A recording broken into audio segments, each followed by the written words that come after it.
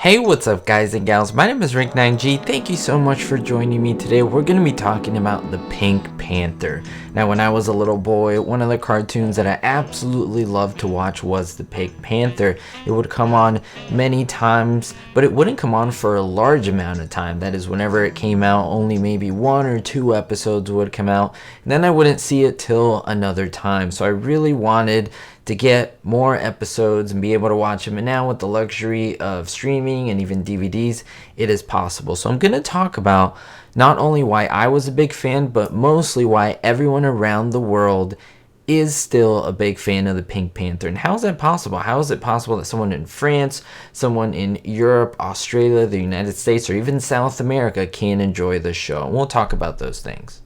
Now, the first Pink Panther cartoon was in 1964. It originally released December 18th, 1964. It was called The Pink Fink. Now in this one, the Pink Panther makes his appearance, his debut, and he sabotages the plans of a house painter. Now this man makes many appearances in what we call the anthology or the collection of the Pink Panther cartoons.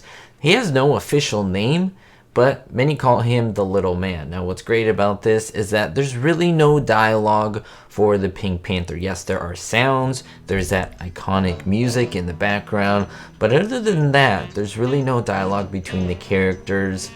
Now what's absolutely fantastic about this episode is that the Pink Panther wants to paint the house pink and the house painter wants to paint it blue. Now they keep countering each other back and forth between these colors. Now, Pink Panther is always in this mode of mischief. He unintentionally ends up painting the entire house as well as the surrounding trees, grass, flowers, and pretty much he decides to move into the house, but not before painting the frustrated house painter pink as well.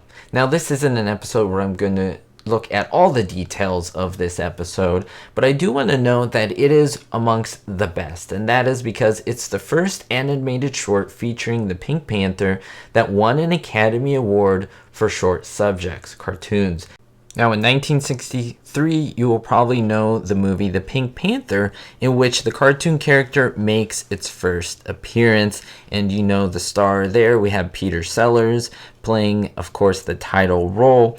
But however, the Pink Panther, the cartoon character, doesn't make a lot of appearances. What does happen is that it's just in the beginning, almost like a Bond opening, and that's about it. Essentially, people wanted to know a bit more about this character, and voila, the cartoons came to be.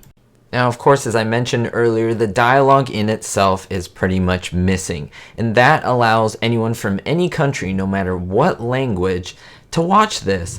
The focus of the Pink Panther was not necessarily the dialogue or what was said between the characters. It was very much similar to things like Charlie Chaplin or the silent films of Laurel and Hardy, or anything that was pretty much mimed or pantomime.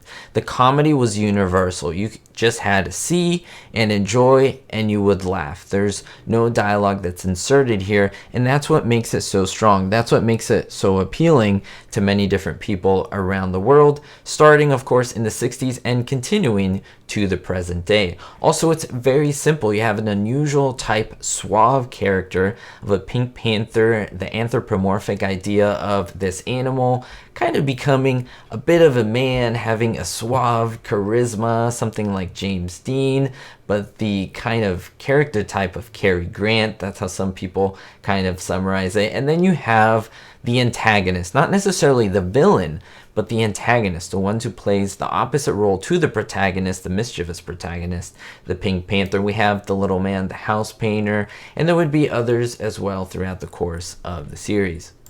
Also, the drawings themselves were very simple. If you look at anything even like Toy Story, which was made in the 90s, you see how complex everything was. But going back to the 60s, a lot of it is white, a lot of it is flat, and you only really see like the panther, and what's in the background is pretty much non-existent. It's just there as a palette, but there's no real focus on it. You only see the action and what's happening, and the simplification of it makes it that much more legendary.